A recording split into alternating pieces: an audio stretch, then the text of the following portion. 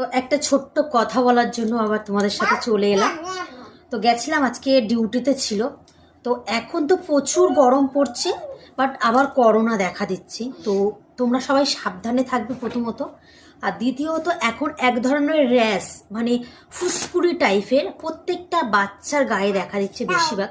যেহেতু তো আমরা তো এইসব নিয়ে আমরা কাজ করছি, তার জন্য যাদের ছোট্ট ছোট্ট বাচ্চা আছে, বাইরে গেলে, এবং বাচ্চারা তো ধুলো টুলো খেলা করবে ওইসব, তো ওইগুলো যখন খেলা করবে বাচ্চাদের, তো ভিজে কাপড় দিয়ে হাত পাগুলো মুছিয়ে দেবে। বাইরে যে পোশাকটা পরে যাবে, ধরো বাইরে বাচ্চারা খেলা করছে, যখন বাড়িতে আসবে পোশাকটা সঙ্গে সঙ্গে অন্য পোশাক পরাবে, ওই পোশাকটা পাল্টে দিয়ে। তো এখন প্রত্যেক বাচ্চারই ওই ধরনের র্যাশ ভর্তি হয়ে যাচ্ছে, মানে র্যাশটা জল জল টাইপের, এবং স্পট চারিদিকটা কেমন পোড়া পোড়া টাইপের। তো তোমাদের আগে থেকেই সাবধান করে দিচ্ছি।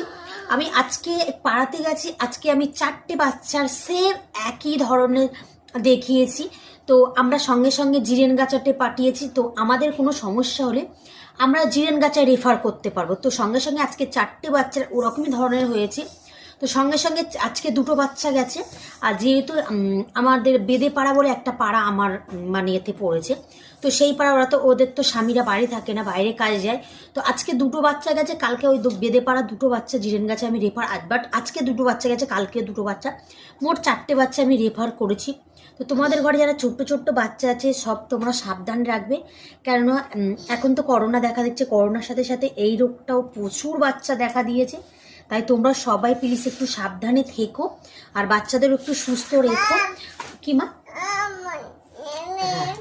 এই ডিউটি থেকে এসছি, ভাবলাম তোমাদের সাথেও আমি এটা শেয়ার করি, যেহেতু সবটুকু তোমাদের সাথে আমি শেয়ার করি, তো ওইটাও আমি তোমাদের সাথে শেয়ার করছি।